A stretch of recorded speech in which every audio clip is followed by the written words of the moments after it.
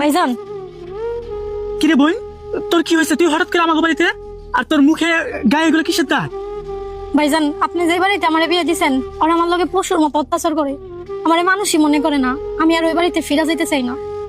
তুই একদম ঠিক কাজ করছস। ওই পশুকে বাড়িতে যাইতে হবে না। তুই মানুষ, পশু হইলে ওরা ওরা তোর গায়ে অত্যাচার করছে, তোর কত মারছে। ওই বাড়ি থেকে এসে বসছ, একদম ভালো কাজ করছস। যা তুই ঘরে যা। তাই শোনো না, আমার বোন আছে ঘরে নি। ঘরে আহো।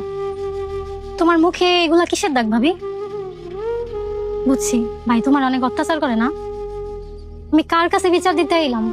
আমার ভাই তো ঠিক নাই। আসলে ভাবি, দুনিয়ার সব পুরুষই সমান। আচ্ছা ঠিক আছে বোন, বাদ দাও, ঘরে আহো।